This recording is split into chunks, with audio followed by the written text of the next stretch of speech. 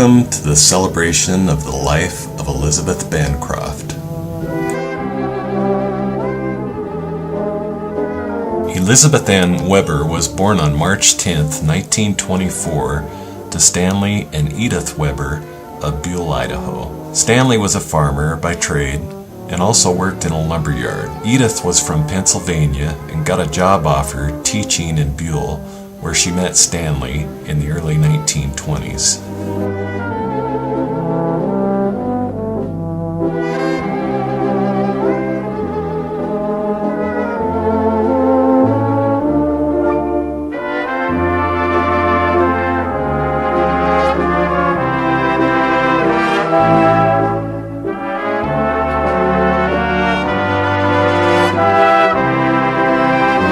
Okay, what was your childhood home like? My home? Yeah, your childhood home. It was very nice. Even though I grew up during the Depression, we lived in a big house and we never wanted for anything. Beth had a younger sister, Janice, and an older brother who died shortly after childbirth because of lactose intolerance. What were your siblings like back then, and how did you get along with her? We got along pretty good. We slept in the same room, and I think I remember getting along with her okay. And then when I went in the waves and came home, I remember she told me she missed me so much.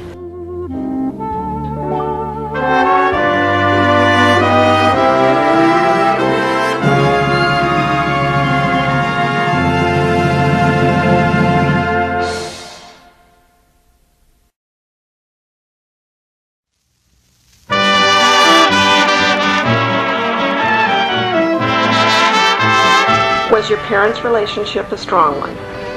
I think so. My mother was a strong one, though, and my dad was a sweet and loving one. And yours? Which of them were you closer to? My dad. What were the happiest times of your childhood? Oh, I think Christmases. We had nice Christmases, and I probably got pictures, and we'd always have a tree. You've probably been around them sometimes. We always had breakfast first, and Dad went in, and after we had breakfast he'd let us go in, but first he'd have to go in and light the fire in the fireplace and turn on the Christmas tree lights. And so I've been a big Christmas nut for a long time, and that's probably why you are too, and for Penny was. Penny would love Christmases. Yeah. So. When you were growing up, what was the biggest disagreement you ever had with your parents? I think it started when I was about in the 5th or 6th grade, when I was invited to a boy-girl party and my parents wouldn't let me go. And I said something to Janice, my sister, about it one time, and she said she remembers it, and she said I would have gone anyway. But I was the good girl, and I always obeyed. Wish you were here, wish you were here. Someone's painting the leaves all wrong this year. Wish you were here. And why did the birds change their song this year? Wish you were here. They're not shining the stars as bright. They've stolen the joy from the night. Wish you were here, wish you were here, wish you were here. My friends that I was in school with, I had one that was called Vera May, and she used to say grab a button when you go by a cemetery, and I used to do that all the time. I don't do it anymore, but I did it for years. How long were you in the waves? Almost 2 years. Oh. And I went in the waves right after I graduated from college. And I just went to a 2-year college, so I was 20 when I got out of the college, and I was 22 when I got out of the waves. And what was your position in the waves? I was a yeoman 2nd class, which is a petty officer. And what did you do? I worked in offices typing, and just before I was discharged, I worked at the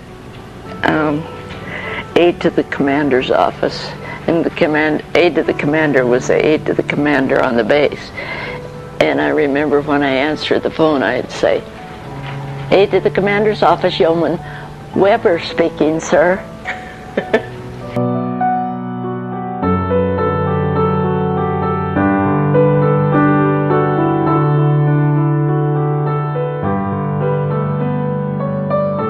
In 1947, Beth met Frank Boulon Jr. while working at Boise Payette Lumber Company in Boise.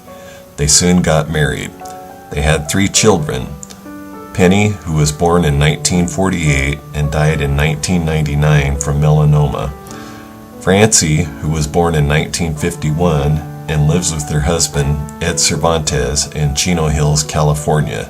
And me, Bruce, who was born in 1957 and lives with his wife here in Boise. Her name is Paula. What Bruce remembers, there's a lot of things I kind of regret about Bruce, like the time I took him riding on the bicycle and he got his foot barefoot and he got his foot in the spokes, and poor little guy. And the time the time we went on that picnic And left him? and we moved from one location to another and we left him there, and he had dirty pants and he was hugging and crying. Bud Deering? Yeah.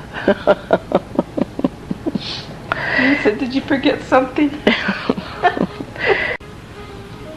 Over the years, what was the most rewarding thing about raising kids? Oh, seeing the way they turn out and seeing how loving and special they are. I love my kids. They love you too. Yeah, I think they do.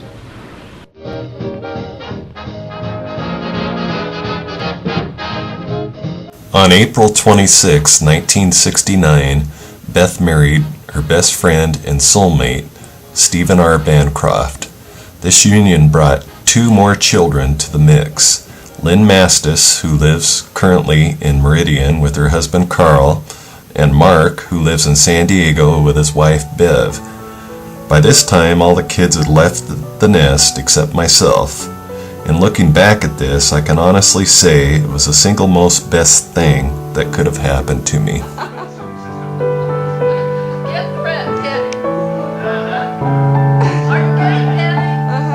good. Isn't this a typical mom not wanting to They are the darling couple.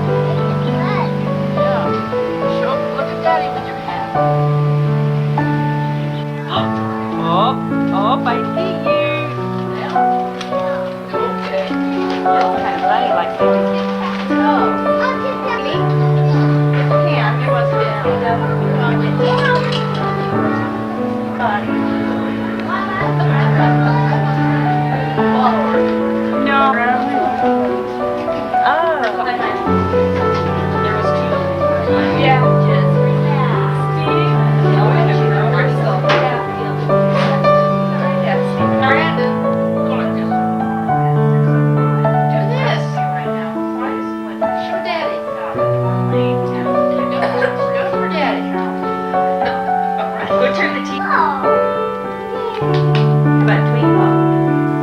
Who's this? Brandon.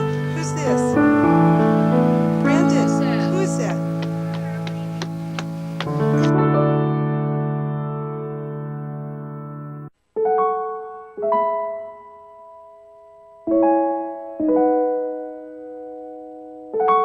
What are the secrets to a good relationship or marriage? Talk, I'm sure. Yeah. Don't you think? Communicate? Yeah, communication. Yeah, I think so. I think I think sometimes, and sometimes you have to just overlook things that aren't that important. You just, choose your arguments. yeah. Yeah, I think so too.